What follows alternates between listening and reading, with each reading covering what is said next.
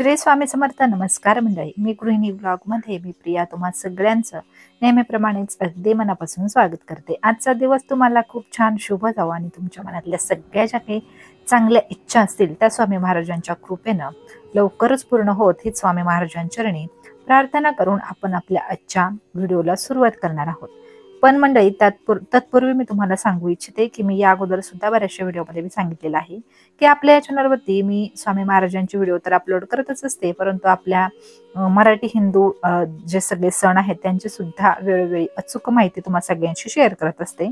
तर आजच्या व्हिडिओमध्ये आपण येणाऱ्या वटपौर्णिमेविषयी संपूर्ण माहिती पाहणार आहोत की वटपौर्णिमा कधी आहे किंवा मग वटपौर्णिमेचा वडाची पूजा करण्याचा मुहूर्त कधी आहे, वटपौर्णिमेच्या दिवशी आपल्याला कुठल्या रंगाच्या साड्या घालायच्या आहेत किंवा कुठल्या रंगाची साडी नेसायची आहे, कुठल्या रंगाची साडी अजिबात नेसायची नाहीये, कुठल्या रंगाच्या बांगड्या आपल्याला घालायच्या नाहीयेत, या प्रकारची सगळी महत्वपूर्ण माहिती आपण आजच्या व्हिडिओमध्ये पाहणार आहोत. त्याचबरोबर वटपौर्णिमा का साजरी केली जाते याचा सुद्धा थोडक्यात मी तुम्हाला माहिती देण्याचा प्रयत्न या व्हिडिओमध्ये केलेला आहे.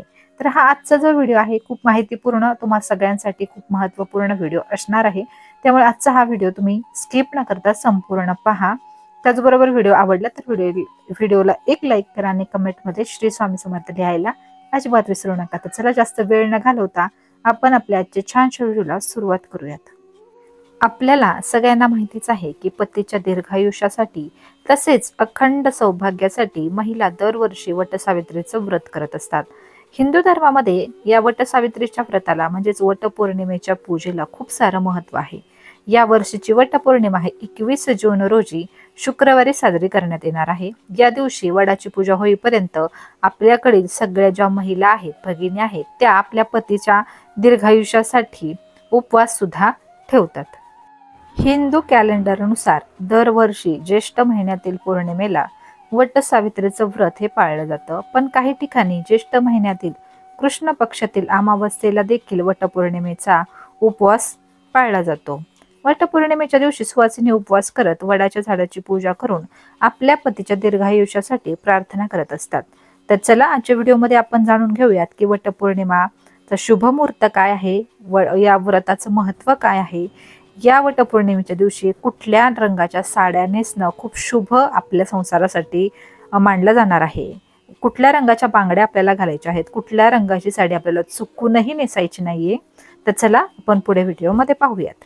तर मंडळी, वटपौर्णिमेच्या दिवशी वडाची पूजा केल्यानं अखंड सौभाग्यासह जीवनात अपार सुख आणि संपत्ती प्राप्त होत असते. त्यामुळे या दिवशी वटपौर्णिमेचं व्रत ठेवून विधीनुसार पूजा जर आपण केली तर याचं खूप छान शुभ फळ मिळतं आणि आपल्या त्या संसारासाठी खूप छान असतं.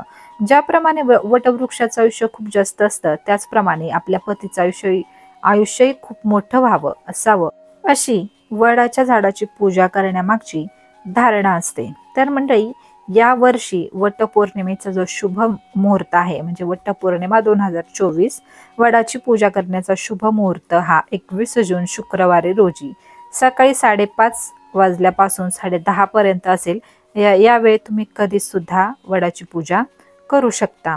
आता सगळ्यात महत्वाचं म्हणजे वटसावित्रीचं व्रत जे आहे ते का केलं जातं किंवा हा सण का साजरा केला जातो. तर हिंदू पौराणिक कथेनुसार या व्रतामुळे माता सावित्रीने भगवान यमराजांकडून तिचे पती सत्यवानाचे प्राण परत आणले होते आणि त्यामुळे दरवर्षी विवाहित स्त्री आपल्या पतीच्या आरोग्यासाठी, दीर्घायुष्यासाठी वटसावित्रीचं व्रत हे करत असतात. वटसावित्रीच्या व्रताच्या दिवशी विवाहित स्त्रिया वडाची पूजा करेपर्यंत निर्जल उपवास करतात. धार्मिक मान्यतेनुसार वटवृक्षाच्या खोडात विष्णू, मुळात ब्रह्मा आणि फांद्यांमध्ये शिव विराजमान असतात. तसेच वडाच्या झाडाच्या बऱ्याच फांद्यांना पारंब्या असतात. याला सावित्रीचं रूप देखील मानलं गेलं आहे. त्यामुळे वटवृक्षाची पूजा केल्याने आपल्याला सर्व देवदेवतांचे आशीर्वाद लाभतात अशी सुद्धा यामागची धारणा आहे. तर आता सगळ्यात महत्वाचा आपल्या व्हिडिओचा विषय म्हणजे या दिवशी वटपौर्णिमेच्या दिवशी आपण कुठल्या रंगाच्या साड्या घालायच्या किंवा आपला शुक्र जो आहे तो प्रबळ होण्यासाठी आपण कुठली गोष्ट करायची. कारण जर महिलेचा शुक्र किंवा कुठल्याही व्यक्तीचा शुक्र हा प्रबळ असेल तर त्या व्यक्तीला आयुष्यामध्ये सगळ्या प्रकारची सुख समृद्धी मिळत असते.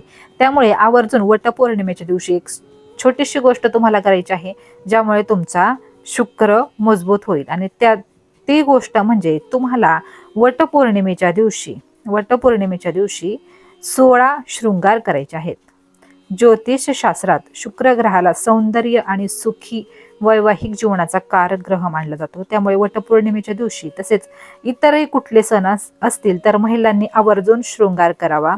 त्यामुळे आपल्या कुंडलीतील जो शुक्र ग्रह आहे तो मजबूत होतो. वटपौर्णिमेला सुंदर साडीसोबतच इतर सुद्धा साज शृंगार करणं देखील शुभ मानलं जातं. यावेळी हातात काचेच्या बांगड्या, केसांमध्ये सुवासिक फुलांचा गजरा, नथ, कुंकू, टिकली, दागिने, पैंजण, जोडवी, अत्तर, सेंट असा आवडीनुसार शृंगार देखील करावा. आता सगळ्यात महत्त्वाचा गोष्ट म्हणजे वटपौर्णिमा हा सण विशेषतः विवाहित महिलांसाठी खास मानला जातो. या दिवशी महिला सुंदर साडी, दागिने घालून साज शृंगार करून आपल्या पतीच्या दीर्घायुष्यासाठी व्रत करत असतात. या दिवशी विवाहित महिलांनी हिरव्या किंवा लाल रंगाची जर साडी नेसली तर ती सर्वोत्तम किंवा खूप शुभ अशी मानली जाते. कारण हिंदू धर्मामध्ये लाल आणि हिरव्या या दोन्ही रंगांना सौभाग्याचं प्रतीक मानलं जातं. हिरवा रंग आपल्याला सुख समृद्धी प्रदान करतो, तर लाल रंग उत्साह, पवित्रता आणि शक्ती प्रदान करत असतो. त्यामुळे या दोन्हीपैकी कुठल्याही रंगाची साडी या दिवशी नेसणं खूप शुभ मानलं जाणार आहे. याशिवाय या व्यतिरिक्त तुम्ही नारंगी, पिवळा, जांभळा किंवा गुलाबी रंगाची साडी देखील नेसू शकता. पण तुम्हाला वटपौर्णिमेच्या दिवशी चुकूनही तुम्हाला काळ्या किंवा डार्क निळ्या रंगाची साडी नेसायची नाहीये. काळे निळे कपडे घालून पूजा करणं हे खूप अशुभ असं मानलं जातं. त्याचबरोबर आपल्याला वटपौर्णिमेच्या दिवशी हातामध्ये प्लास्टिक किंवा इतर कुठल्याही ह्याच्या बांगड्या न घालता आपल्याला काचेच्याच बांगड्या घालायच्या आहेत. आणि बांगड्यांचा रंग सुद्धा लाल, पिवळा, गुलाबी, हिरवा असाच असायला हवा. किंवा इतरही रंगाच्या तुम्ही बांगड्या घालू शकता, परंतु काळ्या रंगाची किंवा पांढऱ्या रंगाची बांगडी आपल्याला वटपौर्णिमेची पूजा करताना अजिबात घालायची नाहीये. अजून एक महत्त्वाची गोष्ट म्हणजे नवविवाहित जी स्त्री आहे किंवा मुलगी आहे, म्हणजेच नववधूने वटपौर्णिमेच्या दिवशी तिच्या लग्नाची जी साडी आहे, मग त्यात हळदीची साडी असो किंवा सप्तपदीची साडी असो, कुठलीही साडी या दिवशी परिधान करायची आहे किंवा नेसायची आहे. हे तिच्यासाठी, तिच्या नवऱ्याच्या दीर्घायुष्यासाठी खूप शुभ असं मानलं जाणार आहे. त्यामुळे वटपौर्णिमेच्या दिवशी या प्रकारचा साज शृंगार करून किंवा 16 शृंगार करून जर तुम्ही वडाची पूजा केली तर तुमच्या पतीच्या दीर्घायुष्यासोबतच तुम्हाला तुमच्या आयुष्यामध्ये सुख, समृद्धी आणि सुखी वैवाहिक जीवन मिळाल्याशिवाय राहणार नाही. तर मंडळी, हाचा छोटासा महत्त्वपूर्ण व्हिडिओ तुम्हाला कसा वाटला हे कमेंट सेक्शनमध्ये सांगा. आणि व्हिडिओ आवडला असेल तर व्हिडिओला एक लाईक करा आणि कमेंटमध्ये श्री स्वामी समर्थ लिहायला विसरू नका. तर चला पुन्हा भेटूया तशाच एका छानशा व्हिडिओ सोबत. तोपर्यंत सगळ्यांना श्री स्वामी समर्थ.